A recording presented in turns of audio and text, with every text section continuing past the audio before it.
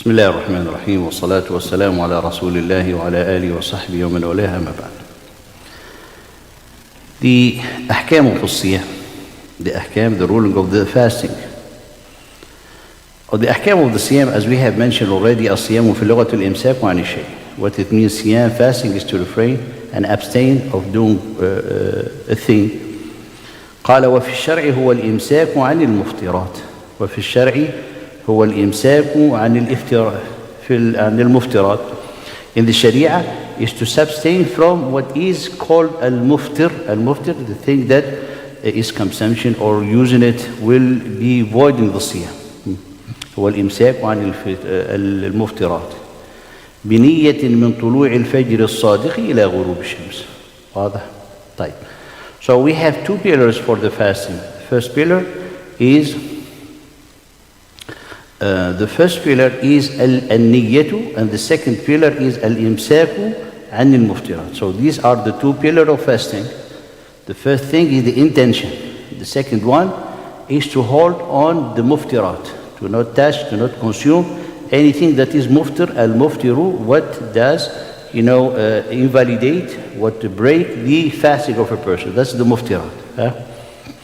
فَمَنْ أَمْسَكَ عن المفترات ولكنه لم يكن ناويا بذلك الإمساك الصيام فإنه لا يكون بذلك صائما. So whoever who abstains from eating or drinking or doing anything that break the fast without an intention, that someone will not be called fasting. So the intention is primary, the intention is an obligation. قال ويجب تبييت النية من الليل إما قبل الفجر. And someone has to have the intention before the Fajr, before the coming up of the Fajr. ولو بلحظة, even by 1 second. لقوله صلى الله عليه وسلم من لم يجمع الصيام قبل الفجر فلا صيام له. Whoever who didn't intend the fasting before the Fajr, before the dawn, his siyam, his fasting will not be counted, will not be regarded. وهذا حديث رواه أحمد وأصحاب السنن عن حفصة رضي الله تعالى عنها. ويجمع الصيام أي يعزم الصيام. He intend to do the fasting. And this is particular to the fasting of the obligatory fasting, for the siyam al-fard. But for the niyyah, it does not require this condition. As long as someone didn't eat and drink, and they want to intend the fasting even after the Fajr, it will be permissible for them. But we are talking about those who attending or fasting an obligatory prayer, so they have to make the intention. They have to make the intention. واضح? According to the majority of the scholar, the person, the one who's fasting, he has to make the intention every night. Every night. And it's easy really. So the intention is not truly to, like say, Allahumma inni nawaitu al-yawm al-awwal min Ramadan. No. The niyyah, mahalluha al-qalb. The niyyah, its place is in the heart. So the fact that you are mindful that tomorrow you're going to fast, that is the intention. If, for example, the second day, after inshallah, before the suhoor, you intend to make your intention for the next day. So the intention is in the heart. For this reason, all the scholars, they obligated, except Al-Imam Malik, rahimahullah ta'ala, he said an obligation in the beginning of the month, because you will make one intention for the whole month. But this whole intention of the whole month is in the heart of the person, because he intending to fast. So the most important to know that you have to have the intention for the fasting, for every night. And when we say every night, is like that mindfulness, which is mean like you're intending to fast. You're intending to fast the whole Ramadan. So you make an intention in the night of Ramadan to make the intention to fast the whole Ramadan. That will be, inshallah, guarantor for you for the whole Ramadan. But you still keep to repeat it, because that intention really refresh your mindfulness, strengthen your connection, and make you a person to think like, yes, tomorrow we're going to have the third day, inshallah, so I'm going to be fasting and so on. Because the one who will be even not eating and he didn't intend the fasting, so his fasting is void. His fasting is void. For example, comes the Eid, the Ramadan is announced, for example, to be on Monday. Someone Monday, he said, oh, today is Ramadan, okay, I'm fasting. Said, did you make the intention before Fajr? He said, no, you have to redo this day, because you are not fasting. Even if you didn't eat anything, your intention was not done in the proper time. So you have done the intention after the Fajr. So the intention need to be done after Fajr. Before Fajr, I'm sorry. For the fasting to be considered. طيب. Next. The second rukn, this is about the intention. The second obligation is al-imsaku an al-muftirat. Is al-imsaku to abstain from consuming al-muftirat or doing any action that void the siyam. What are these actions? Al-muftirat al-mansusu alayha fi kitab Allah ta'ala. The muftirat that are mentioned in the book of Allah subhanahu wa ta'ala are three. Al-akl wal-shurb wal-jima'. Eating, drinking, and intercourse. These are three. These three, anyone who commit them, he had void his siyam. In the time, from Fajr to the sunset. من المغرب من الفجر إلى المغرب. So that's the part. قال الله سبحانه وتعالى فالآن يباشرهن وابتغوا ما كتب الله لكم وكلوا واشربوا حتى يتبين لكم الخيط الأبيض من الفجر. So eat and drink, and seek whatever Allah subhanahu wa ta'ala has allowed to you, and then eat and drink till the coming up of the dawn. حتى يتبين لكم الخيط الأبيض من الخيط الفجر. So we have three. The intimate relation that Allah subhanahu wa ta'ala allowed during the night, after the Maghrib to before the sun, before the dawn, before al-Fajr. الجماع والأكل والشرب إلى أن يطلع الفجر. وهذه المفترات ثلاث مجمع عليه. These are the muftirat, the three. They have the consensus of the whole ummah, as Allah subhanahu wa ta'ala mentioned them in one ayah. فالآن بشروهن وابتغوا ما كتب الله لكم وكلوا واشربوا حتى يتبين لكم الخيط الأبيض من الخيط الأسود من الفجر.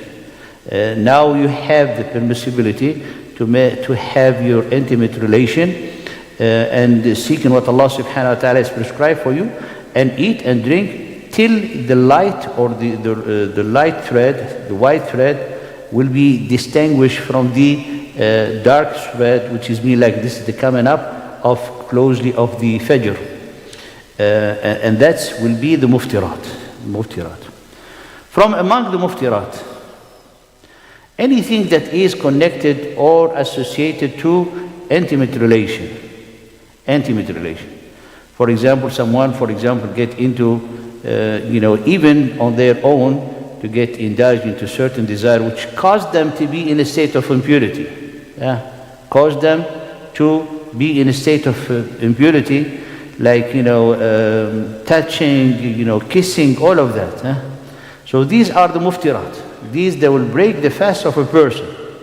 Because Allah subhanahu wa ta'ala said in the Hadith Qudsi, إِلَّا الصَّوْمَ فَإِنَّهُ لِي يَدَعُ طَعَامَهُ وَشَرَابَهُ وَشَهْوَتَهُ مِنْ أَجْلِ. Allah subhanahu wa ta'ala, the fasting is only for me. He leaves behind his food, his drinking, and his desire. Therefore, from the muftirat, as we have mentioned, anything that leads to the intimate relation, it will cause to invalidate the siyam.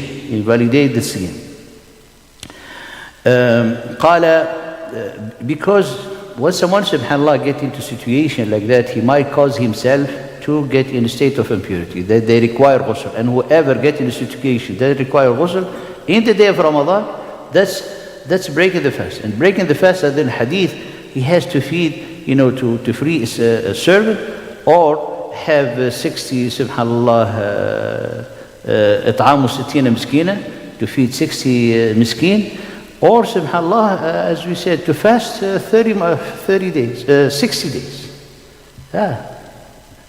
What do you think? Then when it comes التقبيل واللمس بلا إنزال فلا يفطر لحديث عائشة. When it comes in a situation, intimate relation between spouses, the kissing or the touching, without getting into a situation to be of impurity. So that is halal, permissible during the fasting. The Prophet ﷺ, في حديث عائشة, كان يقبل وهو صائم. He used to kiss his wife while he's fasting. And also doing, things. But Aisha radiallahu ta'ala anha said, but he has a full control of himself. and who can be like the Prophet ﷺ. So it's a permissible, but a person who will not be like, then he lose control, and then they get into a situation when they're going to cause themselves to be not only breaking the fast, but causing themselves to pay a harsh expiation. طيب.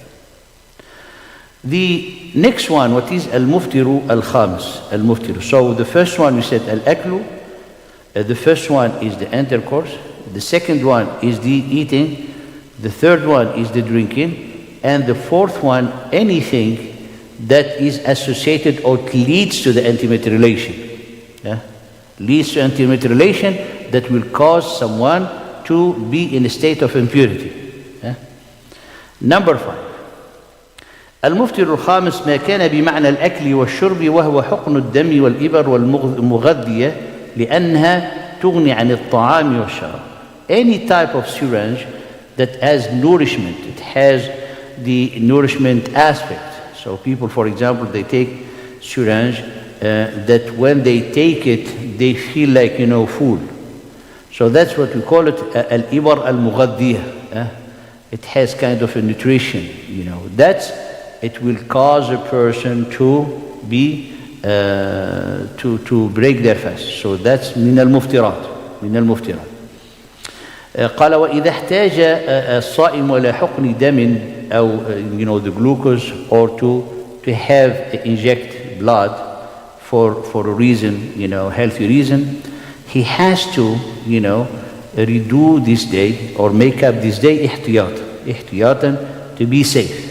Because this type of action, there's different opinion among the scholars if it really caused the breaking the fast or not. So ihtiyat. But however, any syringe that being taken, that it has the ability to feed the body, to nourish the body, that is like taking food. It's like taking food. So that break the fast. Number 6. التقيؤ عمدا is to vomit, but willingly. Someone willingly, they force themselves to vomit because they feel a malaise, or they feel not good. So that's a break the fast, and the person has to make up for that day. However, if someone would vomit unwillingly, things that we use like he could not control, for this one, he does not have to redo his day. He only wash their mouth, rinse, and that's it.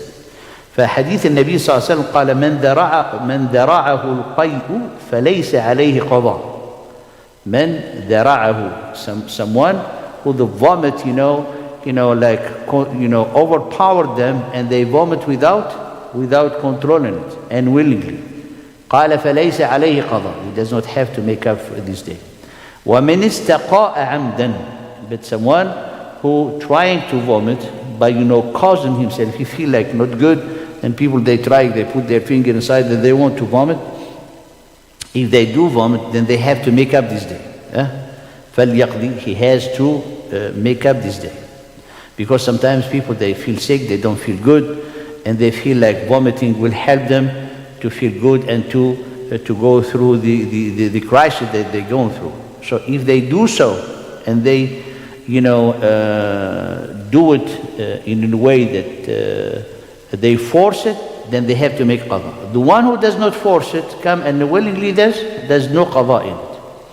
So these are the muftirat. These are the muftirat. These are the action or whatever will cause the breaking of the fast and void the siyam, which require for a person to make one day in later days. One day in later days. So this is the muftirat. What does not cause the breaking the fast?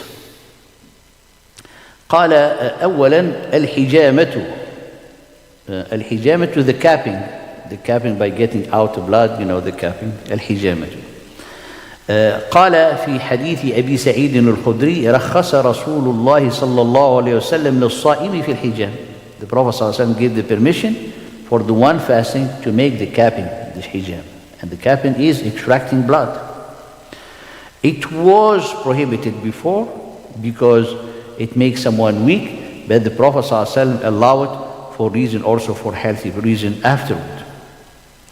Also, it's not from the muftirat. When I say muftirat, that void one fasting, al-ibarul ilajiyatu ghayra al-mughadiyah. Anyone who take a syringe, anything like it's not from the nature that feed the body, those will not break the fast.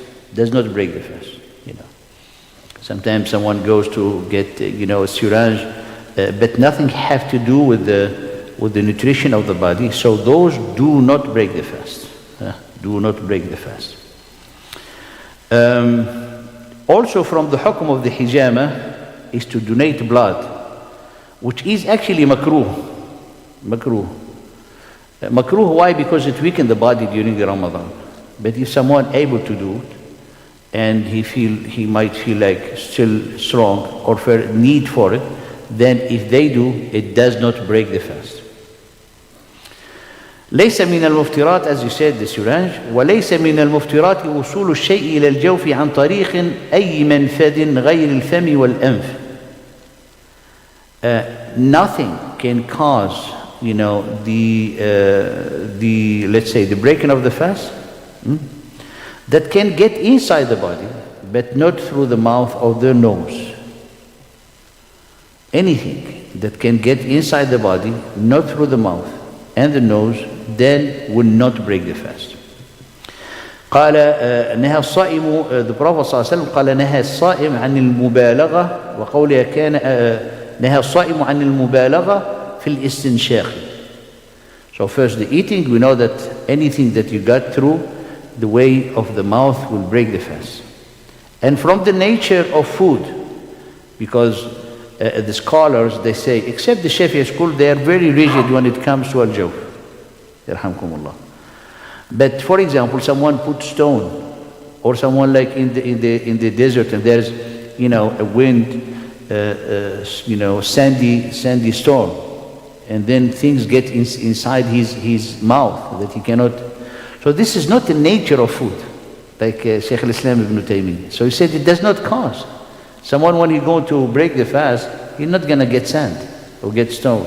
So things that get inside his stomach without, against himself and unwillingly, so that does not cause the breaking of the fast. So al-istinshaq is to sniff the water during the wudu. So the Prophet ﷺ قال نهى عن المبالغة, to not overdo it, because if you overdo it, then the water can get inside and get into the stomach, that cause to break the fast. Other than that, it does not. For example, to put the eye drop in the eye. People, they subhanAllah, they feel inside here the bitterness of the medication or the medicine. That does not break the fast. To make the kuhl, which is the type of the eye lining, also when we make it, and people sometimes they find the taste of it, into their tongue, that does not break the fast. The only break the fast that it comes from the mouth or from the nose, as we have mentioned. Using the brush, the siwak, also does not break the fast. If someone wants to use the toothbrush and some paste, to be sure that they will not swallow it, but it does not break the fast, as long as someone will do it in a way like if they want to do it to change their breath, that also does not break the fast. Because if the siwak has the same hukum, and the hukum, the ruling that will break the fast, if someone having a toothpaste, and the toothpaste, for example, after when rinsing their mouth, they get something inside, that will break the fast. But if they are watchful to clean it and clean their mouth and brush it and then get everything out, that does not break the mouth. Also to have taken a shower to get refreshed also does not break the fast. Washing, rinsing the mouth, sniffing without overdoing it also does not break the fast. ولا يفطر من أتى شيئا من المفطرات إلا إذا كان عالما ذاكرا مختارا فإذا كان جاهلا أو ناسيا أو مكرها لم يفطر ولا قضاء عليه. Now, all what we have mentioned from the muftirat, all what we have mentioned, from the eating and drinking, all what we have mentioned, if someone will use any one of them, consume them, drink them, only actually the condition that to break the fast, if someone will do them with knowledge, mindful, and choosing it. He knows. But anyone who consumed any of the thing, or he committed any of the thing that caused the breaking of the fast without knowledge, which is mean like just distracted, he forget, mukrah, he might be forced, will not cause the iftar. Someone drinking like in the day, he forget, he opened the fridge, he get a glass of water, he'll drink and he pour it back. And then he realized that he was fasting. That does not break the fast. That does not break the fast. That's it'am. Allah subhanahu wa ta'ala is feeding him. But the problem, if someone is seeing you doing it, he will stop you or not. Say, oh, you are fasting. Say, astaghfirullah, why are you telling me?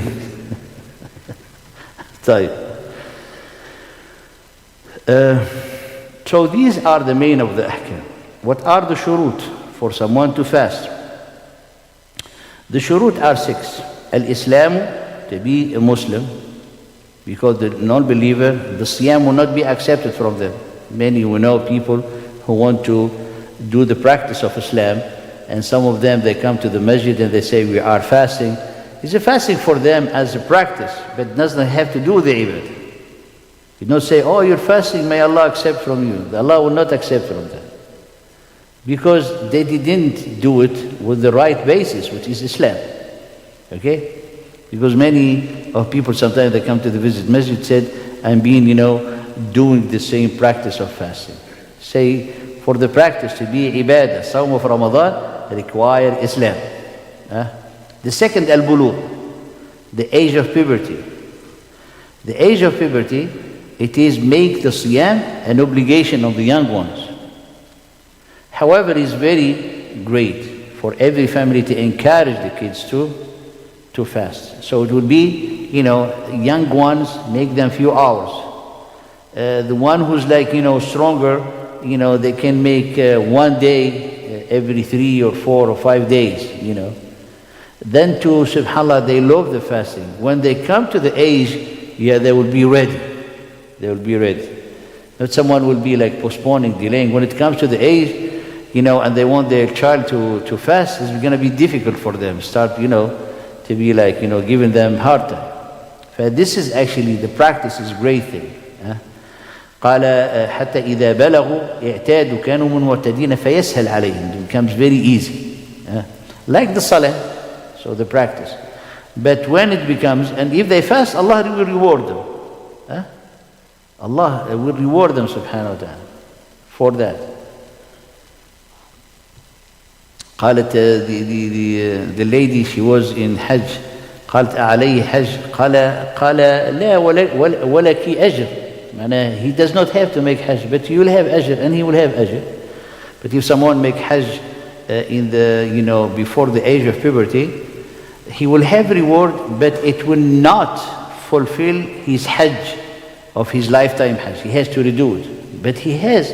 So the kids who pray before the age of puberty is not yet obligated on them, but they get collecting the reward from Allah subhanahu wa ta'ala. And this is a blessing. And the greatest reward actually to be in connection with Allah subhanahu wa ta'ala. Al-aqlu is to be a person sane, so they know why they are fasting. They're fasting for Allah subhanahu wa ta'ala, because if someone, he does not have, he's like, suffer from insanity, so this person does not know why they are fasting, and they will not be even asked to be fasting. So these people, so someone, sanity is condition. Al-qudratu shartun li wujub al-siyam. So al-qudratu is the ability to fast, which here we're going to take out a sick person. فَمَنْ كَانَ مِنْكُمْ مَرِيضًا, a sick person, he has the permission to not fast the day when he's sick or when she's sick, and they can make up the days for that day or those days in the later day. But this مريض يرجى شفاؤه أفطر وانتظر حتى يشفى ثم يقضي الأيام. Someone who's sick, and a sickness that, someone who's hoping that he's going to be cured. Someone has a rough cold, has, some disease, That's وإذا كان المرض لا يرجى شفاؤه أفطر وأطعم عن كل يوم مسكينا نصف صاع من طعام من تمر أو أرز أو نحوه. If someone, their sickness or disease is not curable, something that someone subhanAllah has them for life, and will not, it will subhanAllah, they are sick and they cannot fast. So for this case, they should not fast. Actually, because fasting was going to hurt them. Yeah? And instead, they pay fidya. They pay fidya is to feed the miskin, a sa', it's like a meal, like the fidya of إطعام miskin. قال أو ويدخر أو يطبخ طعاما, or someone can, actually not necessarily to do it every day. They can put all, subhanallah, the fidya, and they can, for example, distribute it after Eid. They can give it to one person. They can give it to many people. They can also have to buy it and cook it and distribute it. So all of this, is very flexible. But the most important is to have for every day a meal for a miskin and the miqdar as we have mentioned. And also following the same ruling of al-marid is the pregnant and the one who nursing her child. قال إذا كان الصوم, and also the elder people enter in this category too. There's elder people at certain age, it's really hardship for them to fast. And those elder people, especially if you have in the family some elder people, you have to help them and sometimes force them to not fast. Because the fasting, it really, it's hard for them and it causes many sometimes, something like at their age, at advanced age, it really, has a negative impact on many aspects on their health. So they need to be convinced, And one of the way also to help them say, we'll take care of the fidya, which is really, give them confidence. And this is very important, especially for our elder ones. In the same ruling that goes, we add here, Al-Hamilu wal-Murda, the pregnant and the one who's nursing al-Murda. Now, if, many people, they take it as granted. If the fasting might cause harm to the mother or to the child, then they should not, in this case, if they choose to not fast, they have the permission to not fast. However, they have to make up the day. قال وأن تصوموا خير لكم. Another opinion, this goes to all the school of thought. However, Ibn Abbas or Ibn Umar, they said for the pregnant and the nursing mother, قال إذا أفطرتا, if they break the fast, they have to pay the fidya only. So there's an option. But we're saying, there's, mashallah, people who have the strength to say, why you don't fast? The fast is greater, is far greater. It's beyond that what you can think. But it really, if you cannot fast, some mother has said, now I'm nursing and maybe she's gonna, pregnant and nursing. So like year after year, in this case, it would be harsh and difficult for them even to make up these days, Then we have the option of the it'am. So we'll be feeding one meal a miskin for every day. Now, if a sick person that he chose to not fast before because of their sickness and they feel better during the day, should they abstain from eating anything? No, they don't have to. They continue as they started their day non-fasting, but they have to make up that day. So here the question is, if someone, their status change, someone who's traveling and he get to home before Maghrib, should they stop, abstain from eating because it's Ramadan and the status change from traveler to resident? No, they already didn't make their day. They didn't fast the day, so there is no reason for the imsak. The same for the marid. So we have the sick person, then they feel good during the day, they don't have to abstain themselves from eating. because they already are not fasting. The same for the traveler. Then the number 6, that a person need to be not in a state, especially this is for the woman, which is not in a state of menses or in a state of, after delivery, delivering a baby. This is, those, even they fasting will not be accepted, because in that state the fasting is not an obligation on them at all.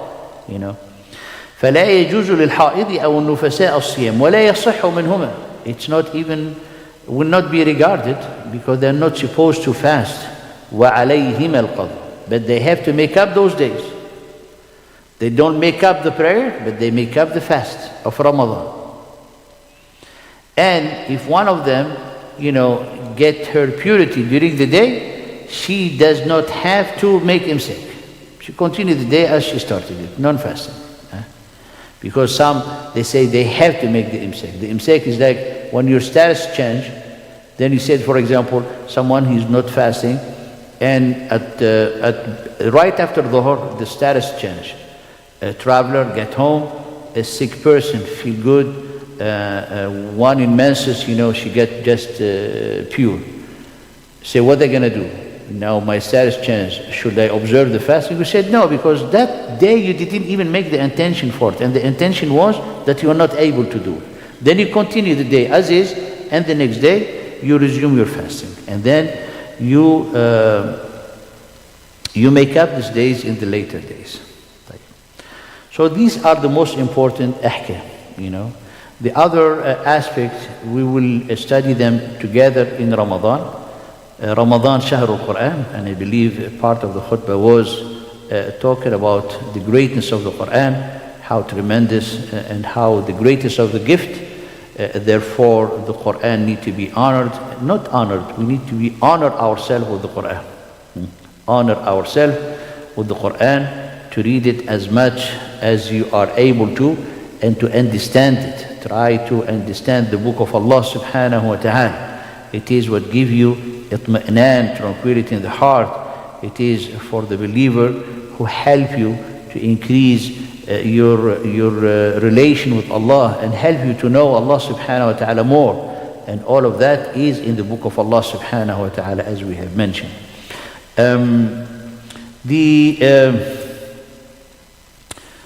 This is a great opportunity when it comes to the Quran and the Taraweeh. The Taraweeh, it is, recommended for everyone, because if you are not able to read the whole Quran, the Taraweeh will help you to, finish the whole Quran.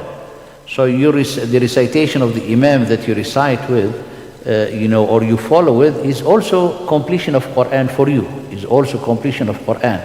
And now, mashallah, with the devices you can follow, but do not correct the Imam, please. We're going to have one who's going to be corrected. So do not miss this opportunity. I know there's people, they work and everything. This year, inshallah, is going to be better than the other years, right? But subhanallah, the time is going to change on Sunday.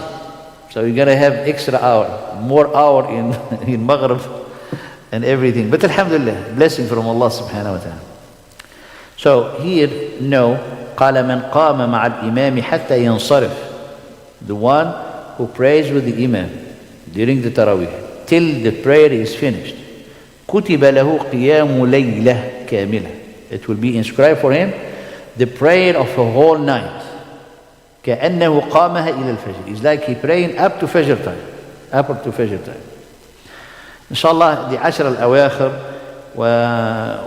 and any aspect related to the zakat, we'll study them inshallah in Ramadan. I finish with the hadith of the Prophet ﷺ, which is a hadith comprehensive for how someone need to race for the goodness. فقال اغتنم خمسا قبل خمس. Take advantage of 5 before 5.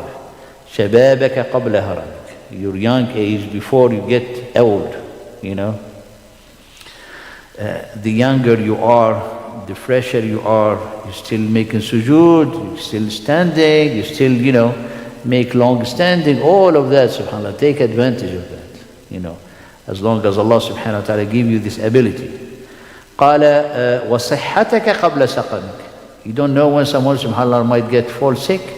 He cannot even walk, he cannot even stand, he cannot even subhanAllah, some people subhanAllah, they cannot even leave their bed. People, they have to take, subhanAllah, medication. People, and subhanAllah becomes like even the focus, certain people take medication, they cannot even focus. As Allah subhanahu wa ta'ala give you the sahha, give you this health, take advantage in investing this sahha in your relation with Allah subhanahu wa ta'ala. قال وغناك قبل فقرك. And the fact that you are independent today, Allah providing you, then you can give sadaqah, you can share, you can come to the masjid, you can drive. There's people, subhanAllah, they cannot even get off of their home because they cannot even have means of transportation or have anything. So you have that. Alhamdulillah, say Alhamdulillah ya Rabbil Alameen. So غناك قبل فقرك وفراغك قبل شغلك. And your faragh, which is like the time that you have before you get busy. Because sometimes someone, subhanAllah, get things in their hands that they cannot avoid it. Someone has one of the family sick, or someone where they have their kids who has issues, so subhanAllah take all their time. And give you an example, but there's other things. But as long as you have time, you come home from work or from your study or from the thing, and subhanAllah, you have like a whole night to be with Allah subhanahu wa ta'ala. Come to the house of Allah and invest. قال فراغ قبل شغلك وحياتك قبل موتك. And then all what we have said, put it in one thing. Take advantage of your life before death will come to you. Because no one knows when he's going to make his departure to the hereafter. You want to make your departure after taking advantage of every bit of moment of your life. فنسأل الله سبحانه وتعالى أن يبلغنا رمضان ويجعله لنا شهرا مباركا. اللهم ارزقنا الإيمان والاحتساب في العبادات، وارزقنا الإيمان والاحتساب في الصلاة، وارزقنا الإيمان والاحتساب في الصيام، واجعلنا اللهم من عبادك المتقين، وبلغنا مراقي السلام، وبلغنا برحمتك الدرجات العلى في هذا رمضان الكريم. اللهم وانصر إخواننا في غزة وفلسطين، اللهم انصرهم يا رب العالمين. جزاكم الله خيرا وبارك الله فيكم. If you have any question